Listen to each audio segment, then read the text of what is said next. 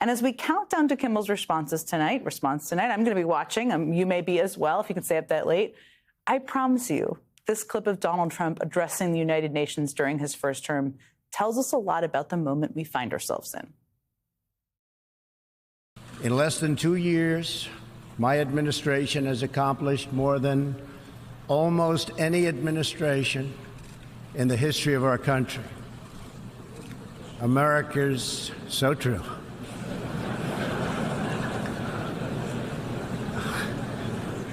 Didn't expect that reaction, but that's okay.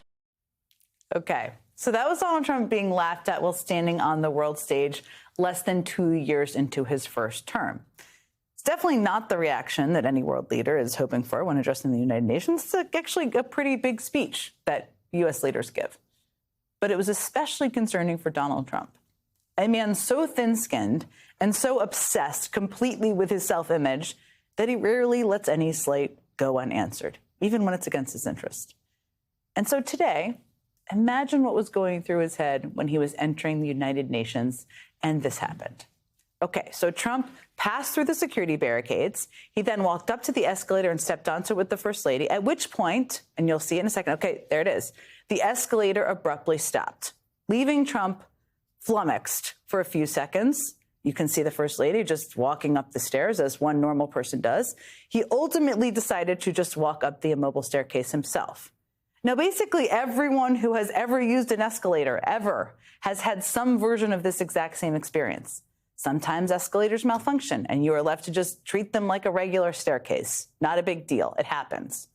But for Donald Trump, the brief inconvenience of having to walk up a non-working escalator while on camera was enough to provoke outrage on the world stage.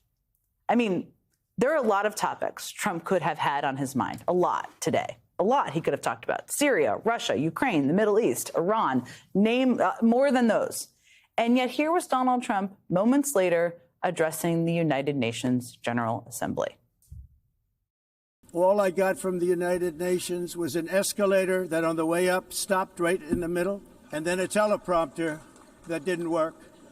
These are the two things I got from the United Nations, a bad escalator and a bad teleprompter. Frankly, looking at the building and getting stuck on the escalator, they still haven't finished the job. Okay, so that's real. That was the president of the United States lashing out at an assembled gathering of world leaders because the escalator apparently didn't show him enough respect. It was, to say the least, a ridiculous thing to bring up over and over again. We showed you a couple of examples of that in a speech to the United Nations. But the escalator crisis, believe it or not, it did not end there. Just a few hours after that speech, White House Press Secretary Caroline Leavitt posted on X, quote, "If someone at the UN intentionally stopped the escalator as the president and first lady were stepping on, they need to be fired and investigated immediately." I tried to do my best voice there. Yes, that is the White House Press Secretary. I know what that job is. That's not a normal thing to post. Calling for an investigation into the world's largest intergovernmental organization because an escalator stopped working. Now, for what it's worth, I promise you the story keeps getting better. Tonight, the Associated Press reports that the UN understands that someone from the president's party who ran ahead of him inadvertently triggered the stop mechanism on the escalator. I just love that detail. Okay, case closed, I guess. The case should be closed. We should all move on. Here's the thing, though. That brief saga of Trump and the UN escalator is sort of a perfect encapsulation of what I like to call the Donald Trump rage cycle, and so I want to talk about it. I mean, first Trump decides he feels slighted by someone or something like an escalator. It can be something as small as a minor technical malfunction, clearly. Then he lashes out. He responds by doing or something ridiculous, like what he did today in his UN speech. And in the process, he calls even more attention to whatever has bruised his fragile ego. I mean, would we really still be talking about a broken escalator if Trump had just walked up the stairs and moved on with his day? Probably not. And then finally, Trump and his administration threatened to use the full force of the federal government to get payback, either through bogus investigations or troop mobilizations or threats from the FCC, all to avenge the dear leader. We've seen this cycle over and over again. This is what it is like to live in a country run by an insecure authoritarian bully. This is what it's like. And we are all too familiar with it by now. We are watching it happen again with the investigation into New York Attorney General Letitia James. I mean, first, Letitia James secures a civil fraud judgment against Trump for rampant, legit fraud in his businesses. Trump again lashes out publicly in ridiculous ways, yelling at his attorney general on social media for the entire world to see, and demanding that his perceived enemies be prosecuted. All of which culminates in the Trump administration forcing a career prosecutor out of office, one whom they themselves appointed, just so that Trump can install an unqualified insurance lawyer to do his bidding and bring charges against his enemies. That happened just last week. And yes, we saw a similar dynamic play out with the suspension of late-night comedian Jimmy Kimmel. I mean, first, Trump gets offended by the kind of late-night comedy ribbing every American president has faced for the past half a century, and he has given them more fodder than any president in the last half a century. Then Trump lashes out, letting the whole world know how ridiculously fragile he really is. And finally, Trump's handpicked FCC lackey goes out and starts making veiled threats to broadcasters, who then get scared enough to pull Kimmel off the air. It's the same story over and over again in just different industries and fields.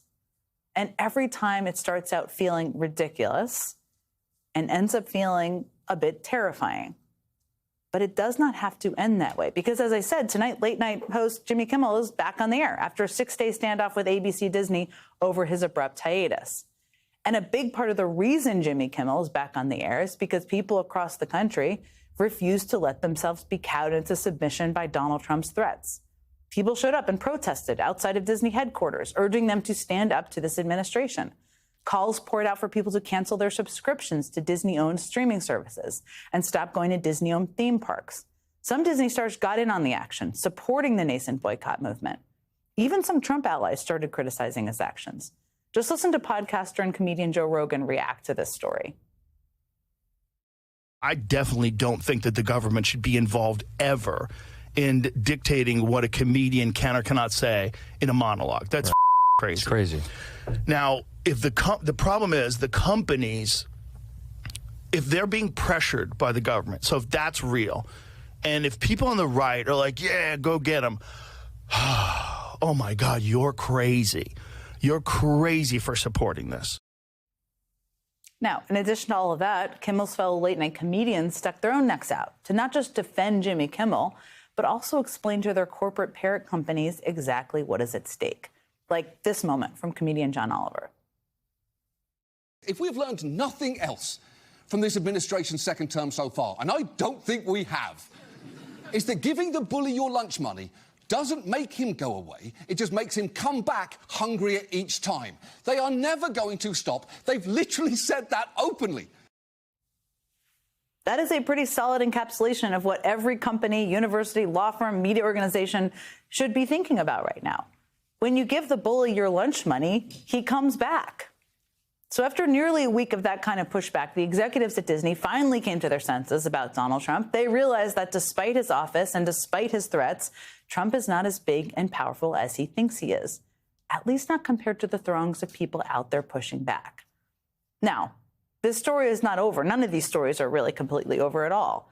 Media conglomerates Sinclair and Nexstar are still refusing to air Kimmel's show on the ABC stations they own, setting up the next battle over free expression in this country. But Trump's threats do not feel as intimidating as they did last week, because people stood up and they fought back. When Trump tried to take things from ridiculous to terrifying, when he tried to thump his chest and make himself seem big, people stood up and treated him like the small, weak, and petty bully that he is.